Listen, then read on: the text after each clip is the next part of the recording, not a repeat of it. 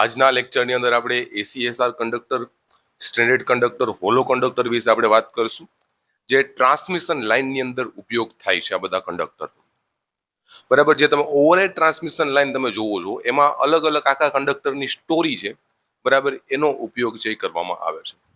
હવે ટ્રાન્સમિશન લાઇનમાં મેં તમને કીધું હતું કે ટ્રાન્સમિશન લાઇનમાં જે સ્કિન ઇફેક્ટ, કોરોના ઇફેક્ટ છે થતી હોય છે. મેજર રોલ જે હોય છે કેનો, સ્કિન ઇફેક્ટ અને કોરોના ઇફેક્ટ છે થતી હોય છે. સ્કિન ઇફેક્ટ છે શું હોય છે? એક પ્રકારનો લોસ છે. કોરોના ઇફેક્ટ શું હોય છે? એ પણ એક પ્રકારનો લોસ છે. સ્કિન ઇફેક્ટ અને આ બધી ઇફેક્ટ છે, આગલું મારું ચેપ્ટર જે છે, બરાબર, ટ્રાન્સમિશન લાઇનમાં થતી અસરો, એમાં બધી મેં તમને સમજાવી છે. બરાબર, સ્કિન ઇફેક્ટ શું છે, કોરોના ઇફેક્ટ શું છે, બધી વસ્તુ મેં તમને યાદ સમજાવી છે. અત્યારે આપણે સમજવાનું છે કે ભાઈ એસીએસઆર કંડક્ટર, સ્ટ્રેન્ડેડ કંડક્ટર ને હોલો કંડક્ટર, બરાબર. હવે ટ્રાન્સમિશન લાઇનમાં ફર્સ્ટ ઓફ ઓલ છે શું થયું હતું, ટ્રાન્સમિશન લાઇનમાં પહેલા છે હોલો કંડક્ટર ઉપયોગ કરવાનું વિચાર્યું હતું એન્જિનિયરે, કે ભાઈ પહેલા આપણે છે હોલો કંડક્ટર છે યુઝ કરીએ ટ્રાન્સમિશન લાઇનમાં. શું કામે? એમાં સ્કિન ઇફેક્ટ અને જે કોરોના ઇફેક્ટ સાવ છે એ નહોતી. સ્કિન ઇફેક્ટ અને કોરોના ઇફેક્ટ સાવ નહોતી. શું કામે? એનો ડાયામીટર છે વધારે છે, તો જેમ ડાયામીટર વધારે હોય એમ સ્કિન ઇફેક્ટ અને કોરોના ઇફેક્ટ છે ઓછી થાય. કોરોના ઇફેક્ટ ઓછા થવાના ચાન્સ બહુ ઓછા હોય છે, કે એની અંદર હોલો કંડક્ટરમાં કોરોના ઇફેક્ટ છે બહુ થવાના ચાન્સ બહુ ઓછા હોય છે, કે આ કોરોના ઇફેક્ટ છે જે ઓછી થાય છે, સ્કિન ઇફેક્ટ એ ઓછી થાય છે હોલો કંડક્ટરમાં. શું કામે? કેમ કે જો ફર્સ્ટ ઓફ ઓલ તો સ્કિન ઇફેક્ટમાં તો અહીંથી જેટલો કરંટ આમાંથી ફ્લો થવાનો છે, તો સ્કિન ઇફેક્ટ થવાના ચાન્સીસ નથી. કોરોના ઇફેક્ટમાં જેમ ડાયામીટર વધારે એમ છે શું હોય છે કે ભાઈ કોરોના ઇફેક્ટ છે થાય નહીં, બરાબર. અને વચ્ચે છે હોલો કંડક્ટરમાં આ વસ્તુ ખાલી હશે. શું હશે? હોલો કંડક્ટરમાં આ વસ્તુ ખાલી હશે. રેસાવડ ઉપર કરંટ ખાલી આ ઉપરના જે પડ છે એમાંથી કરંટનું વહન થશે. એટલે હોલો કંડક્ટરમાં શું હતું, સ્કિન ઇફેક્ટ અને કોરોના ઇફેક્ટ થતી બહુ ઓછી થતી હતી. તો એન્જિનિયરે છે આનો ઉપયોગ છે કરવાનું ચાલુ કર્યું ટ્રાન્સમિશન લાઇનમાં. બટ એક પ્રોબ્લેમ થઈ કે ભાઈ ટ્રાન્સમિશન લાઇનમાં છે એ શું હતું કે ભાઈ ટ્રાન્સમિશન લાઇનમાં તો ભાઈ ચોમાસાની અંદર બહુ હેવી છે, સ્ટોક આવે તો ભાઈ આ તમારો છે કંડક્ટર છે તૂટી જવાની શક્યતા રહેતી. કેમ? કે આની મિકેનિકલ જે શક્તિ હોય છે, મિકેનિકલ જે સ્ટ્રેન્થ હોય છે એ ઓછી હતી. એટલા માટે તમે ટ્રાન્સમિશનમાં હવે આનો ઉપયોગ કરી શકતા નહોતા. સ્કિન ઇફેક્ટ અને કોરોના ઇફેક્ટ તો થતી નહોતી, બટ ટ્રાન્સમિશનમાં આનો આપણે ઉપયોગ છે નહોતા કરી શકતા. શું કામે?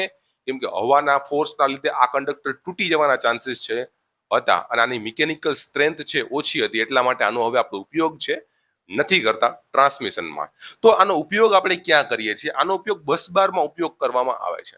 66 કેવીનું કે 220 કેવીનું જે બસ બાર હોય છે, બસ બારમાં જે કંડક્ટર ઉપયોગ કરીએ છીએ આપણે, જે બસ બારની અંદર જે કંડક્ટર ઉપયોગ કરીએ છીએ ત્યાં આપણે હોલો કંડક્ટરનો જે ઉપયોગ કરીએ છીએ. કેમાં? બસ બારમાં હોલો કંડક્ટરનો ઉપયોગ કરીએ છીએ. એટલી વસ્તુ આપણને ખબર હોવી જોઈએ. તો હોલો કંડક્ટરની આખી સ્ટોરી આપણને ખબર હોવી જોઈએ. સૌથી પહેલા હોલો કંડક્ટર ઉપયોગ કરવામાં આવ્યો હતો. સ્કિન ઇફેક્ટ અને કોરોના ઇફેક્ટ એની અંદર ઓછી થતી હતી, બરાબર. હવે આની મિકેનિકલ શક્તિ ઓછી છે, એટલા માટે હવે ઓવરહેડ ટ્રાન્સમિશન લાઇનમાં એનો ઉપયોગ કરવામાં આવતો નથી. તો આનો ઉપયોગ કેમાં કરવામાં આવે છે? તો આનો ઉપયોગ છે બસ બારમાં કરવામાં આવે છે. હાલો, હોલો કંડક્ટરમાં એટલી વસ્તુ તમને ખબર પડી ગઈ. હવે આવ્યા ઈવડાઈ સ્ટ્રેન્ડેડ કંડક્ટર ઉપર. સ્ટ્રેન્ડેડ કંડક્ટર ઉપર આવ્યા. કેમાં આવ્યા? સ્ટ્રેન્ડેડ કંડક્ટર ઉપર. સ્ટ્રેન્ડેડ કંડક્ટરમાં શું હોય કે ભાઈ તમે એક ખાલી આવો આખો સોલિડ યુઝ કરવાના બદલે, આવું આખું સોલિડ યુઝ કરવાના બદલે આ કંડક્ટરના કટકા કરી નાખો. આ જે તાર છે એના કટકા કરી નાખો, નાના નાના તારમાં કન્વર્ટ કરીને એને છે વીંટાળી દો. નાના નાના તાર છે, આવી રીતના નાના નાના તાર છે, બરાબર. અને નાના નાના તાર આવી રીતના આમ કનેક્ટ કરી અને છે એને વીંટાળી દો આવી રીતના, બરાબર. આવી રીતના આમ કરી નાખો એટલે શું થશે? આની અંદર સ્કિન ઇફેક્ટ ઓછી થશે. કેમ કે આમાં સ્કિન ઇફેક્ટ, આમાં એટલામાંથી કરંટ ફ્લો થાય, આમાં એટલામાંથી કરંટ ફ્લો થાય, આમાં એટલામાંથી કરંટ ફ્લો થાય, એટલે ઓવરઓલ એનો એરિયા છે વધી જાય. એટલે આમાં સ્કિન ઇફેક્ટ છે ઓછી થાય.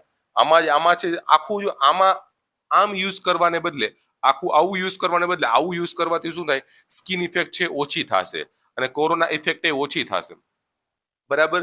એટલે આને છે સ્ટ્રેન્ડેડ કંડક્ટર છે કહેવામાં આવે છે. બટ આની મિકેનિકલ સ્ટ્રેન્થ એ ઓછી હતી, એટલા માટે આવી રીતનાનો ઉપયોગ છે ના કર્યો આપણે, બરાબર. આ સ્ટ્રેન્ડેડ કંડક્ટરનું તમને ખબર પડી ગઈ હશે કે આવા નાના નાના સ્ટ્રેન્ડ બનાવીને જે કંડક્ટર બનાવવામાં આવે છે એને સ્ટ્રેન્ડેડ કંડક્ટર કહેવામાં આવે છે. અને સ્ટ્રેન્ડેડ કંડક્ટરમાં કોઈ તમને ડીપમાં ક્વેશ્ચન નથી આવતો કે ભાઈ વ્યાસ કેટલો હોવો જોઈએ, કે ભાઈ લેયર કેટલા રાખવા જોઈએ, એવો તમને અત્યાર સુધી ડીપમાં ક્વેશ્ચન ક્યારે પૂછવાનો નથી ને પૂછાવાનો પણ નથી. તમને ખાલી આ કંડક્ટરના નામ ઉપરથી ક્વેશ્ચન છે પૂછાવાના છે, કેની મિકેનિકલ સ્ટ્રેન્થ ઓછી છે, કેની મિકેનિકલ સ્ટ્રેન્થ વધારે છે, એમાંથી તમને કોઈ ક્વેશ્ચન પૂછાવાના છે. તો સ્ટ્રેન્ડર્ડ કંડક્ટરમાં શું હોય કે ભાઈ એક આખો સોલિડ કંડક્ટર ઉપયોગ કરવાને બદલે બરાબર આપણે નાના સ્ટ્રેન્ડ બનાવી દઈએ, નાના સ્ટ્રેન્ડ બનાવી દઈએ, જેથી છે ઓલ ઓવર એમાં શું થાય છે, કોઈ સ્કિન ઇફેક્ટ ઓછી થાય છે, કોરોના ઇફેક્ટ છે ઓછી થાય છે, બરાબર. બટ આની મિકેનિકલ સ્ટ્રેન્થ ઓછી હતી એટલા માટે આનો ઉપયોગ હવે આપણે ટ્રાન્સમિશનમાં કરતા નથી. આ બે છે ટ્રાન્સમિશનમાંથી નીકળી ગયા. આ ટ્રાન્સમિશનમાં ઉપયોગ કરતા નથી, આ ટ્રાન્સમિશનમાં ઉપયોગ કરતા નથી. હવે આપણે શું કર્યું કે ભાઈ હવે આવી ગયા આપણે એલ્યુમિનિયમ કંડક્ટર સ્ટીલ રેનફોર્સ વાયરમાં, એસીએસઆર કંડક્ટરમાં. વેરી મોસ્ટ આઈએમપી એક ક્વેશ્ચન આમાંથી બનશે 100% હું ગેરંટીની સાથે તમને કહું છું કે એક ક્વેશ્ચન આની અંદરથી બનશે. નામ છે aluminium conductor steel reinforce wire ACSR conductor. શું નામ છે? Aluminium conductor steel reinforce wire ACSR conductor. ACSR નો ફૂલ ફોર્મ, એનો મતલબ એલ્યુમિનિયમ, સી નો મતલબ કંડક્ટર, એસ નો મતલબ સ્ટીલ અને આર નો મતલબ રેનફોર્સ વાયર. રેનફોર્સ નો મતલબ શું થયું? કોમ્બિનેશન કરીને બનાવવામાં આવ્યો એવો વાયર, બરાબર. એટલે શું થયું? આવી સ્ટ્રેન્ડ તો બનાવેલા જ હતા, સ્ટ્રેન્ડ તો તમારા આગળ બનાવેલા જ છે, બટ વચ્ચે શું નાખી દીધું? સ્ટીલ નાખી દીધું. સ્ટીલની ઉપર બધી વસ્તુ વીંટાવવામાં આવે છે. સ્ટીલની શું હોય?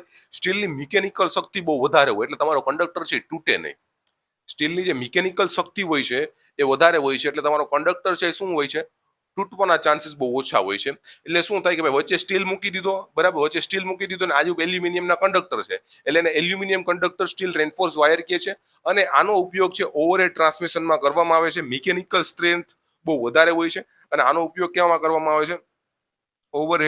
ઓવરહેડ ટ્રાન્સમિશનમાં છે કરવામાં આવે છે. કેમાં કરવામાં આવે છે? ટ્રાન્સમિશનમાં કરવામાં આવે છે, બરાબર. રેડી એટલી વસ્તુ. તો આ 3 કંડક્ટર ઉપર તમને ફોકસ રાખવાના છે. આ 3 કંડક્ટર ઉપરથી તમને ક્વેશ્ચન છે આવી શકે છે. પેલું હોલો કંડક્ટર છે, સ્ટેન્ડર્ડ કંડક્ટર છે અને એસીએસઆર કંડક્ટર છે.